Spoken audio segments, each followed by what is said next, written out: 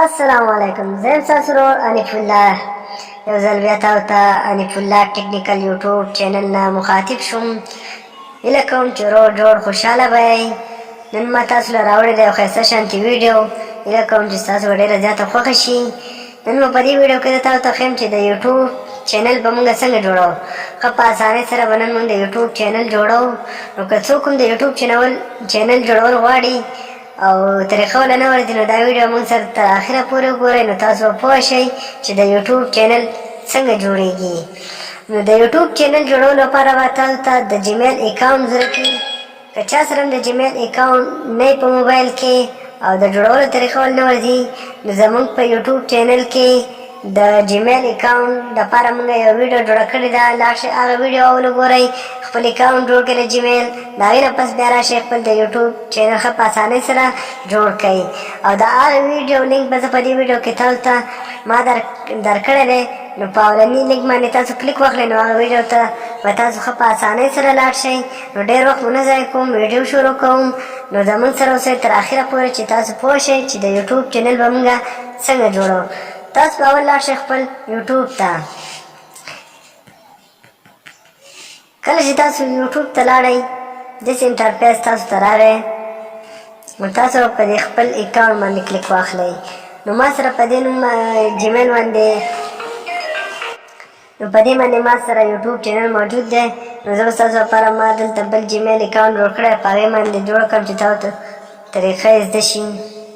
دغې ما خپل جیمیل لاګین کوسم. بیا زه پر جیمیل باندې خپل کلیک واخلم. کله چې ما په دې باندې کلیک واغستم،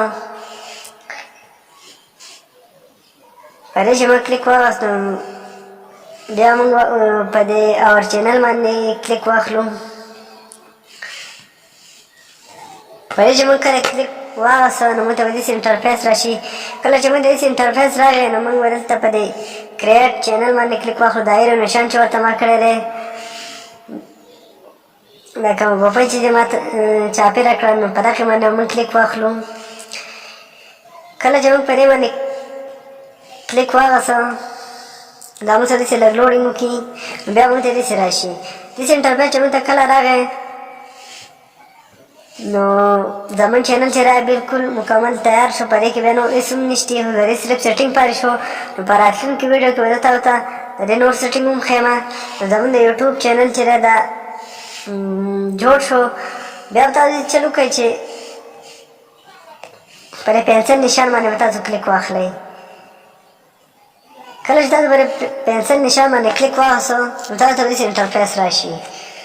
داسې انټرفیس تاسو ته کله هم راغی، نو تاسو په دې اولني پنسل باندې تاسو کلیک واغستو، نو تاسو په دې باندې خپل نیم لګولی شئ چې تاسو په څه نیم باندې چینل جوړوئ. نو زه په دې نیم باندې چینل جوړوم، زه به دا کلیک کړم. بیا تاسو ډسکریپشن ورکوئ چې څه باره کې تاسو کومه ویډیو جوړول غواړئ، نو هغه به تاسو په دې دویم پنسل نشان باندې کلیک واخلئ. نو په هغې کې به تاسو هغه ولیکئ چې په څه بیس باندې تاسو ویډیوګانې جوړول غواړئ. بیا په دې اوکې باندې کلیک واخلئ. نو ستاسو چینل بلکل مکمل تیار شو. بیا چې تاسو اوس تصویر اچوئ، نو دغه باندې به کلیک واخلئ. د کیمرا باندې تاسو کله کلیک واغستو، بیا د پټو باندې کلیک واخلئ. په دې چې تاسو کلیک واغستو، ما ورته دا تصویر ور واچوم.